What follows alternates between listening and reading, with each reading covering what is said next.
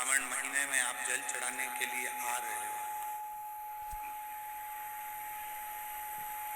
श्रावण के महीने में अगर आप देवघर में जल चढ़ा रहे हो, श्रावण के महीने में आप कावड़ भर रहे हो,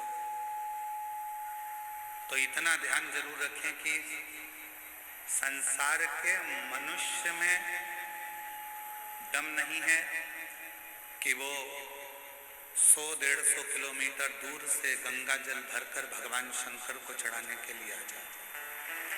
ये उसकी सामर्थ्यता नहीं, ये वो नहीं चढ़ा सकता।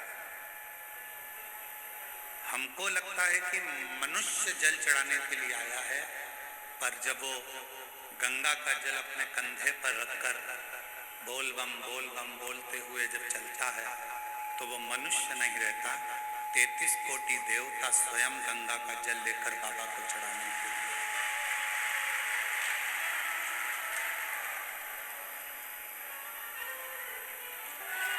और उसके मुख पर हमेशा भगवान शिव का ही नाम रहता है। पूरी दुनिया में कोई एक ऐसा तीर्थ बता दो जिसका नाम घर से जुड़ा हो।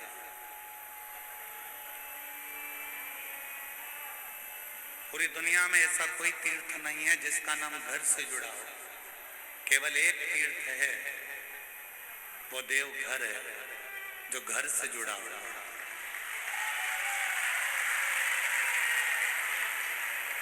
और इस स्थान का नाम भी भगवान शंकर का धाम है, भगवान शिव का धाम है, तो यहाँ का नाम तो बाबा घर होना था, यहाँ का नाम तो बाबा के नाम पर होना था, पर यहाँ का नाम क्या है?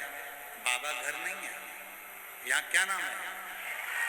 जम के बोलो, देवघर। देवघर मतलब 33 कोटि देवताओं का यदि कोई घर है तो वो ये देवघर है, बाबा का स्थान।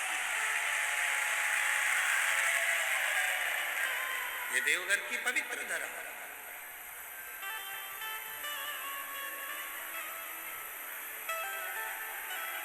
अब आपसे एक निवेदन करें, जरा उत्तर दीजिएगा।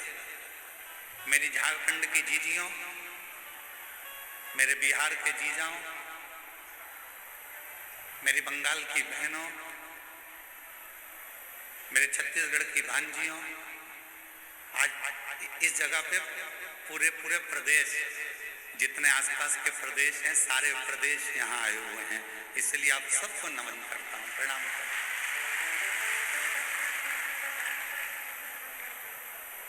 घर किसको कहते हैं?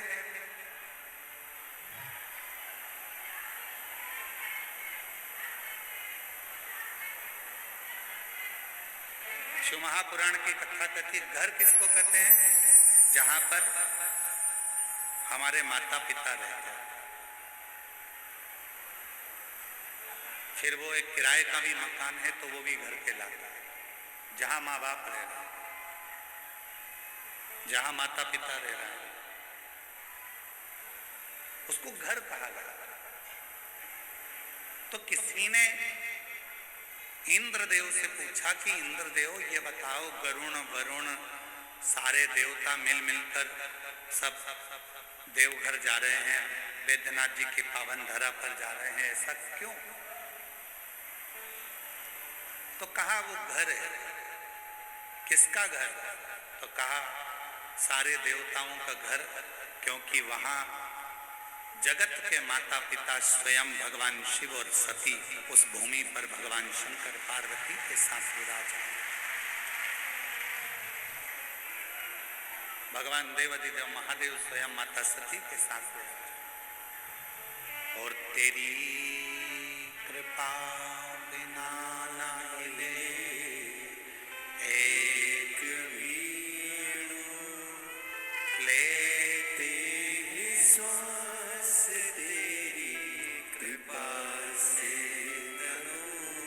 तनु बखान क्या करूं मैं राहों के डेरे का, चपटी भभूत में खजाना कुबेर का। मुक्ति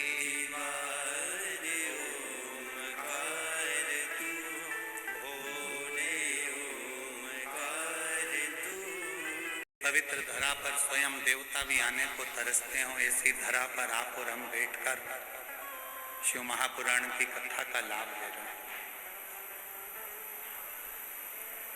और ये कथा कोई साधारण नहीं है।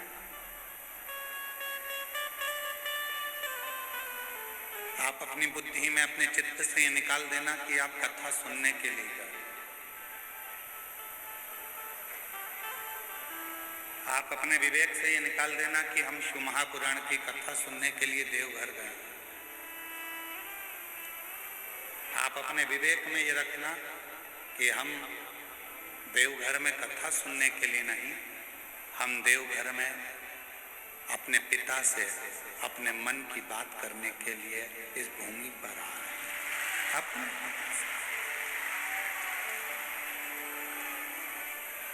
अपने बाप से, अपने पिता से जो बात करना है, हमें यहाँ बैठकर 7 दिवसीय शिव महापुराण की कथा में अपने जीवन को सार्थक बनाने का प्रयास करना।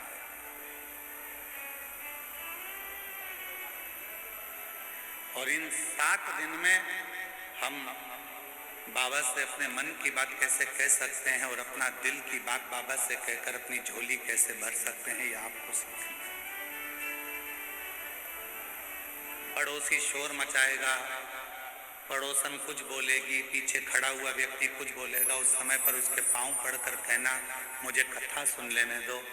बहुत दूर से आई हूँ बाबा के धाम में कथा सुनने के लिए। 3 घंटे की कथा में से आधा घंटा आशीष जी ले लेते हैं, 2.5 घंटा मिलता है। उस 2.5 घंटे में मुझे मेरे बाबा से बहुत कुछ कहना है और मेरे बाबा की बहुत कुछ सुनना है, जिससे 3 महीने के अंदर मेरा बाबा मेरा दुख काट देगा और फिर मेरा मन आनंद, ये कहना है। और यहाँ कथा केवल शिव की नहीं होगी, यहाँ कथा केवल भगवान शंकर की नहीं होगी, यहाँ कथा माता सती की भी, शिव की भी और माँ गंगा की भी, तीनों का क्रम इस कथा में चलता।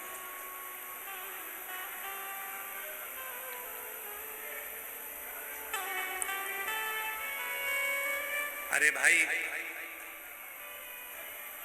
देवघर भूमि तो वो भूमि है जहां पर वर्णन किया जाता है कि देवघर में बाबा बाबा सब कहे पर माई कहे ना कोई।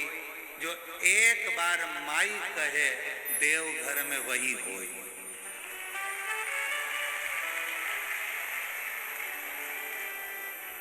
सारे ज्योतिर्लिंगों का दर्शन करिएगा, वहां पर जब पूजन होती है तो सीधे शंकर जी के ऊपर जल चढ़ाया जाता है, शिव जी के ऊपर बेलपत्र चढ़ाई जाती है, शिव जी के ऊपर दूध चढ़ाया जाता है, शिव जी के ऊपर पंचामृत चढ़ाया जाता है, शिव जी के ऊपर दही, शहद, घृत, शक्कर सब शिव जी पे चढ़ाई जाती है। केवल बाबा देवघर की भूमि ऐसी है कि शंकर जी पे चढ़ने से पहले जो जलाधारी है, जहाँ माँ सती विराजमान है, सती माता का हृदय विराजमान है, उस जगह पर पहले चढ़ाया जाता है, उसके बाद बाबा देवाधिदेव महादेव को चढ़ाया जाता है, फिर शिव जी को चढ़ाया।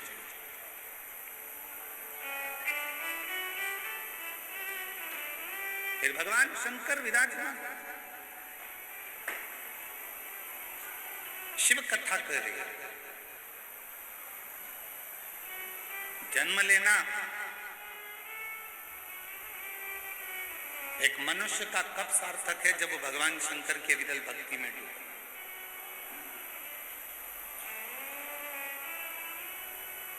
देवराज नाम का ब्राह्मण के घर में जन्म जरूर ले लिया, पर ब्राह्मण कर्म से दूर रह गए।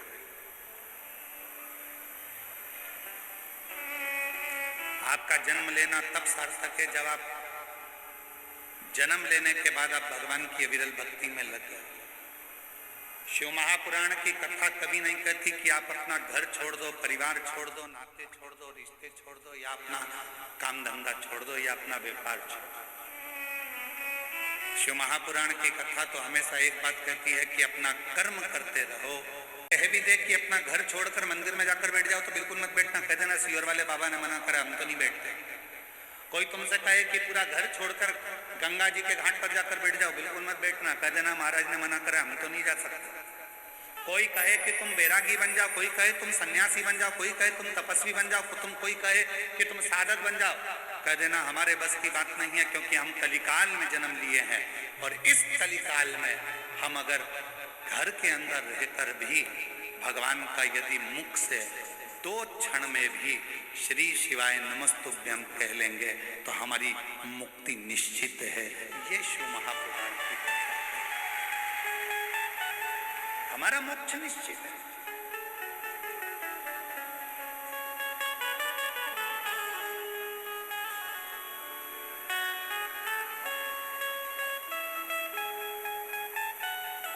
एक सोशल मीडिया पर, यूट्यूब पर, सोशल मीडिया पर, मोबाइल पर ज्ञान देना सरल है, पर उस ज्ञान को अपने अंदर उतारना बड़ा कठिन है।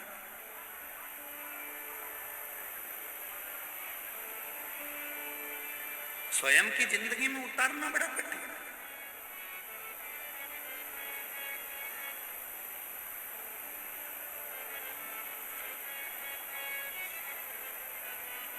कई लोग कहते हैं शांति रखो, शांति रखो, शांति रखो, पर अपने अंदर ही शांति नहीं आ पाती।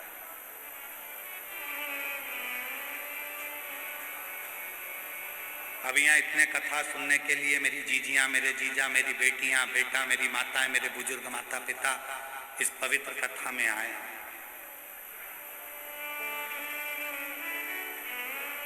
10 तारीख से आप सब ने अपनी अपनी जगह संभाल ली। बोलो सही है कि गलत है? 10 तारीख से जगह संभाली है और 14 तारीख से कथा चालू हो रही है। और हमको सूचना मिली कि कल 13 तारीख को रात्रि को 11 बजे ये पूरे पंडाल फुल हो चुके थे और लोग रोडों पर बैठना प्रारंभ कर दिए थे। देखा नहीं? किसके लिए आए हो? सीहोर वाले महाराज के लिए नहीं।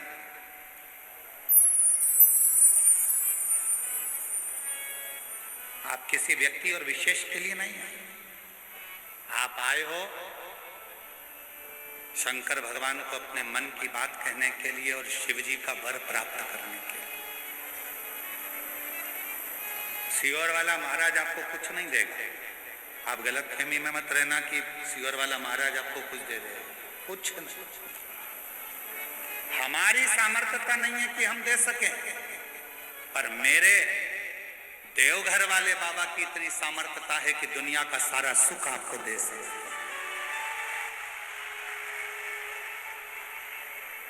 मेरे भोले बाबा की वो सामर्थ्यता है कि कोई आया खाली नहीं गए।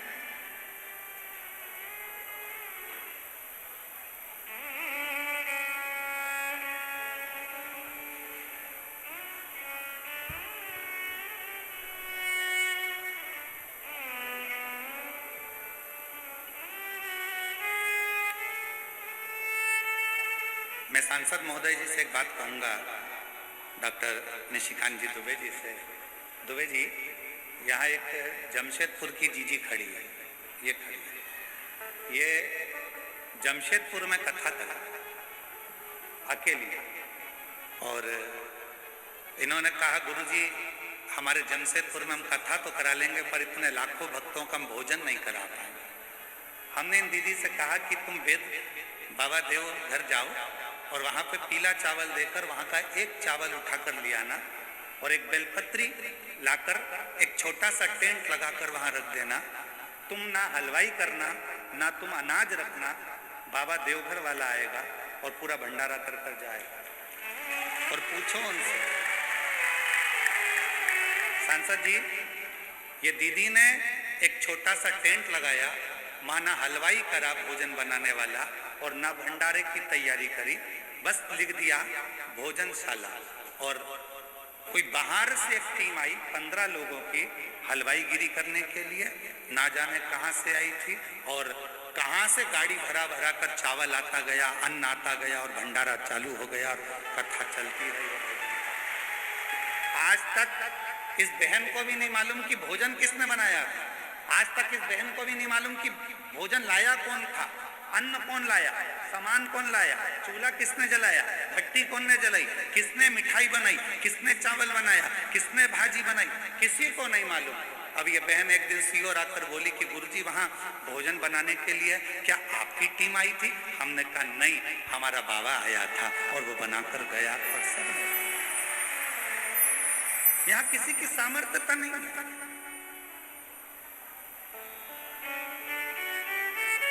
करता वही है, आप और हम तो केवल एक निमित्त मात्र है, और ये हमारी और आपकी केवल एक निमित्तता है।